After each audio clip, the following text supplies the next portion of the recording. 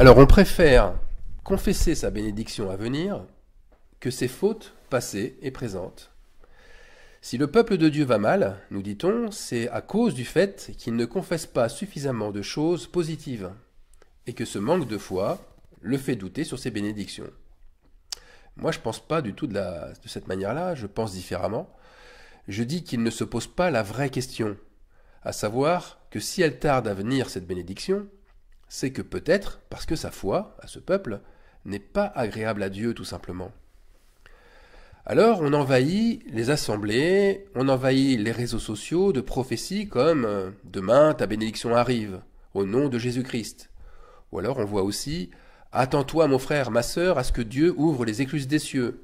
Ou encore « Aujourd'hui c'est le jour de ton exaucement ». Ce sont toutes de fausses prophéties. Encourager ne doit jamais aller de pair avec mentir. Encourager de cette façon-là, c'est de la démagogie pure et simple. C'est chercher l'approbation de l'autre en le flattant, en lui laissant croire que vous l'aimez d'un amour divin, alors qu'en fin de compte, vous attendez de lui uniquement sa reconnaissance. Alors oui, elle arrive la bénédiction, mais après la destruction, après la tristesse et la désolation. Psaume 50, verset 3. « Invoque-moi au jour de la détresse.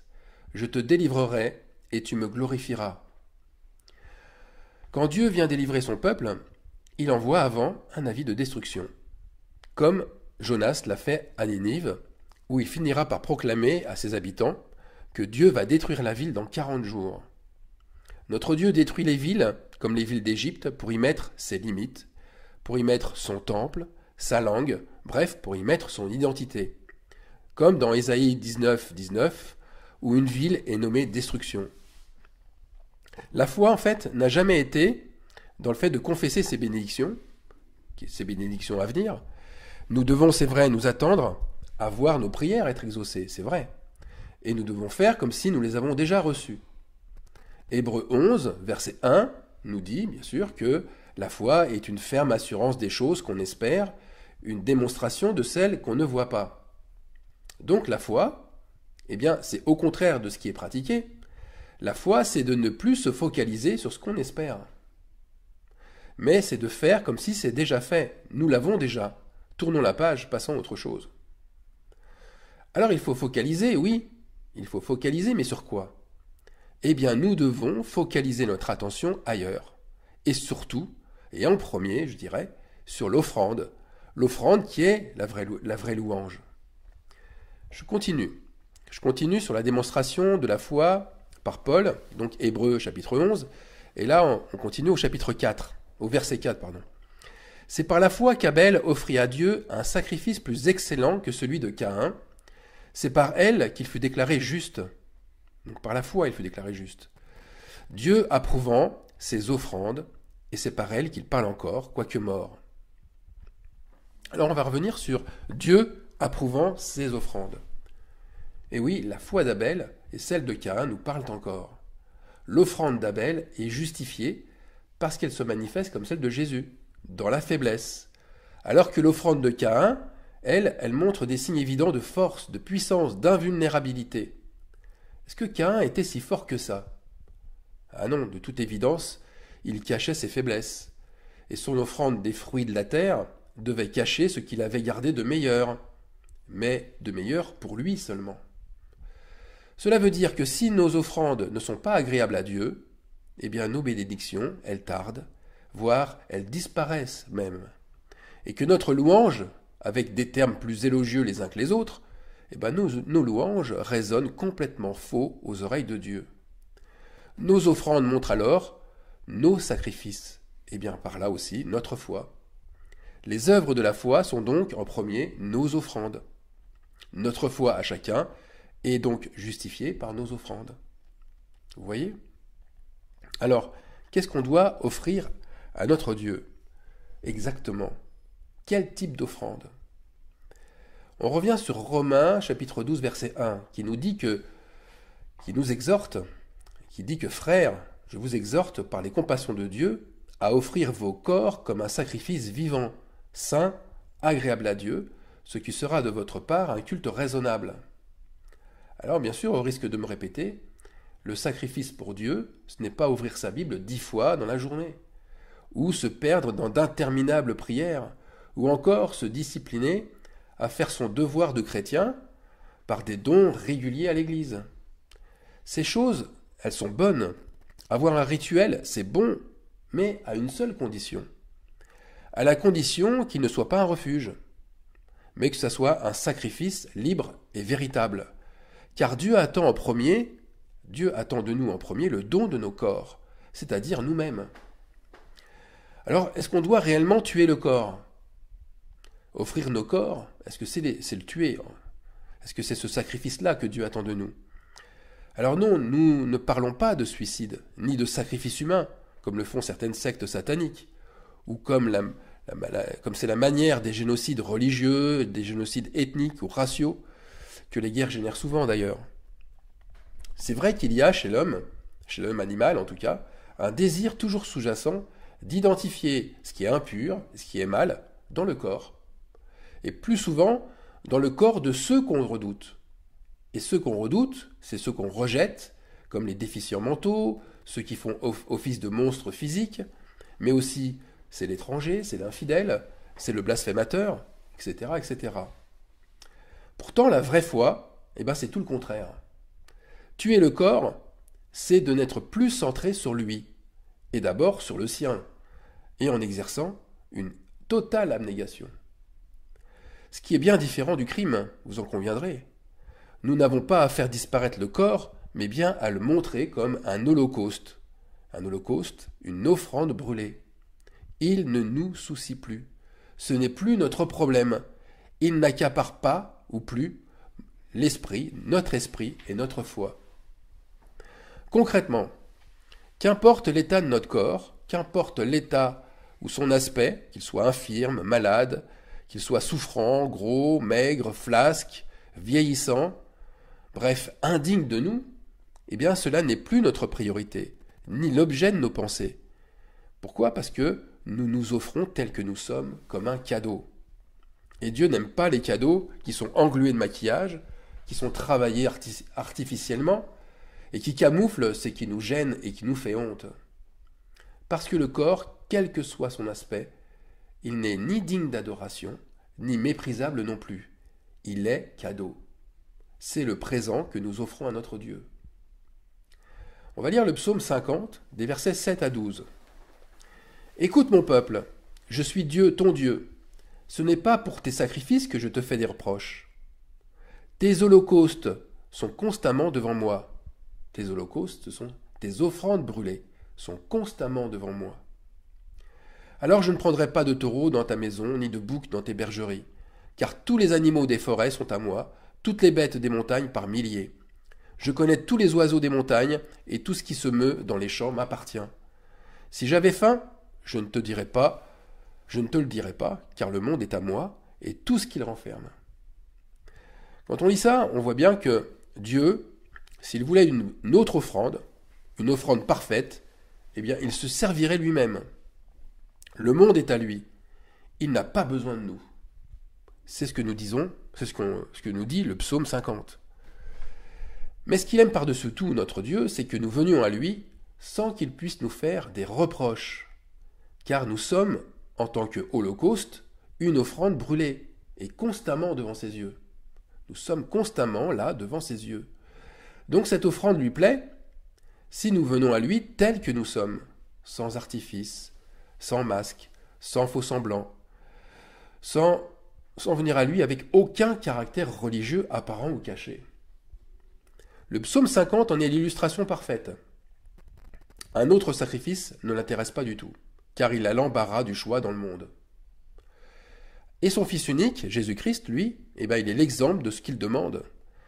Il a été l'offrande parfaite, intègre, sans reproche, ne faisant que ce que l'Esprit du Père lui dictait. Maintenant, il y a 1 Corinthiens 7, 19, 20, qui nous montre un sacrifice un peu surprenant. Je vous lis le verset 19 d'abord.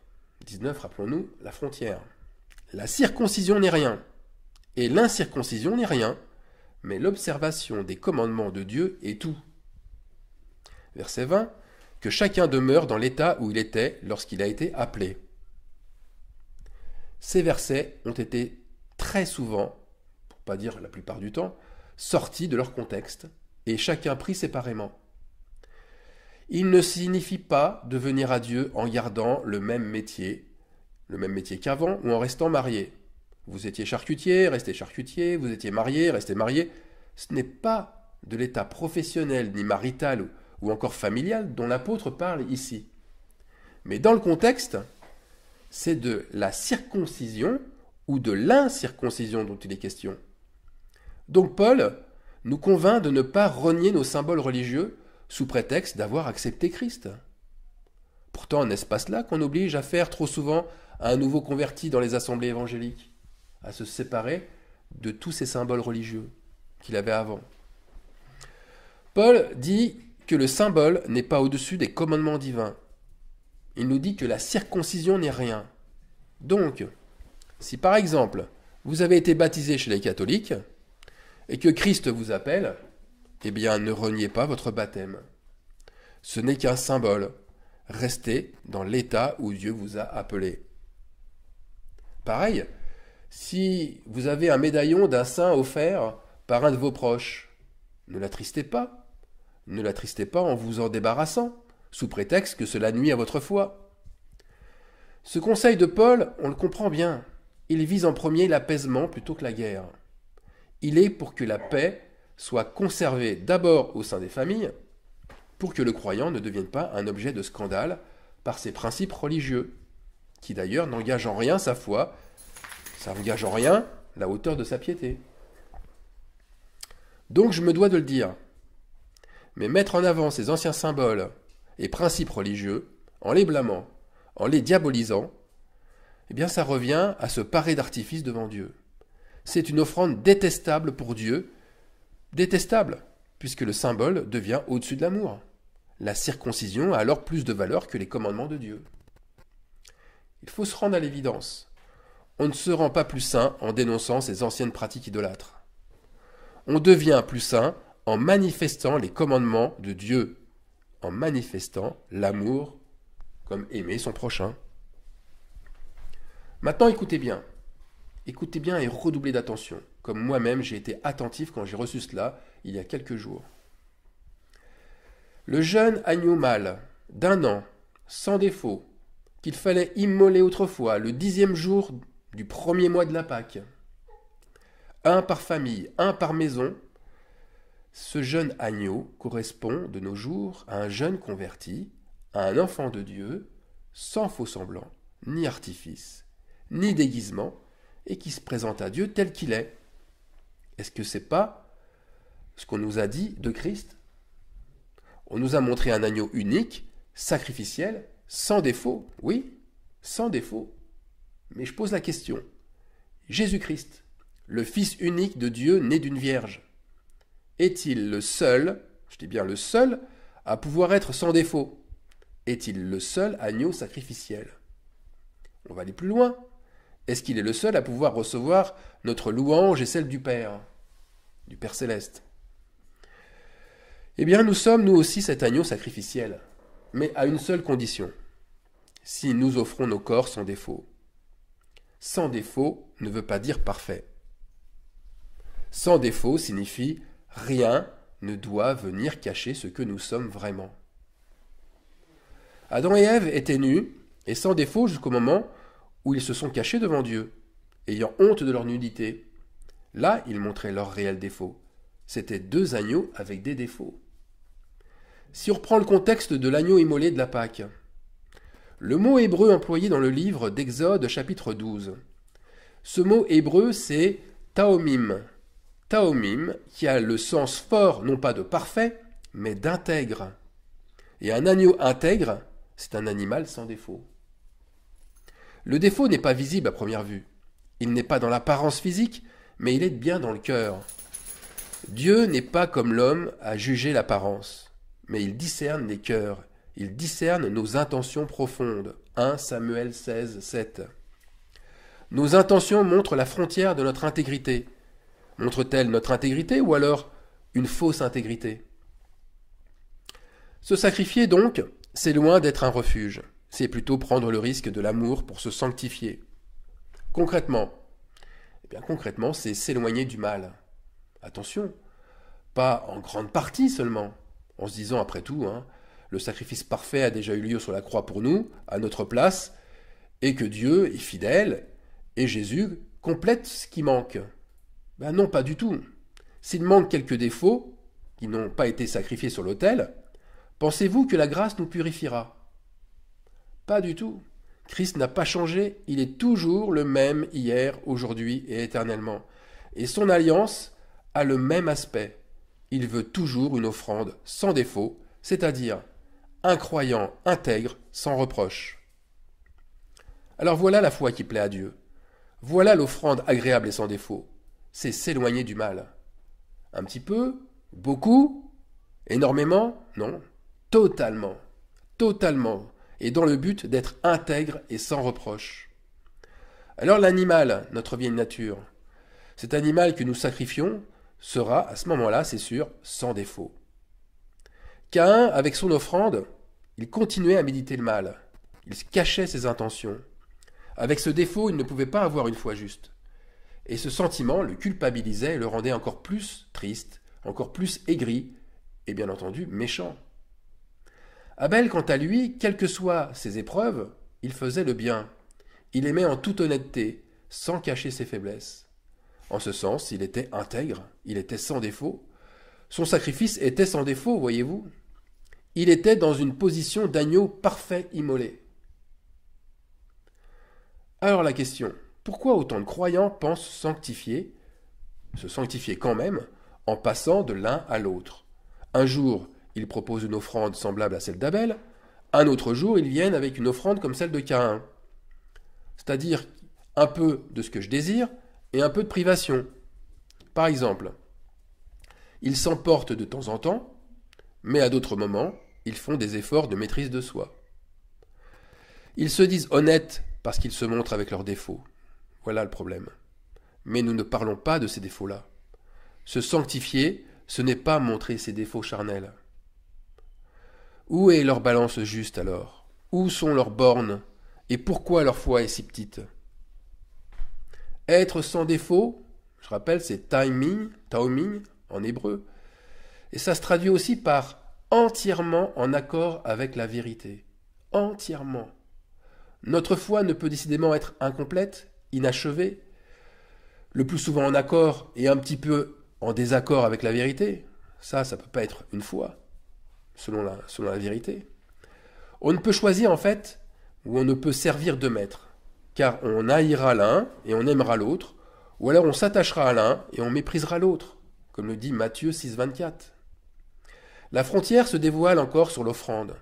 C'est pourquoi nous devons passer par un creuset, nous devons passer par une destruction, et l'effort que cela demande, c'est pas infime.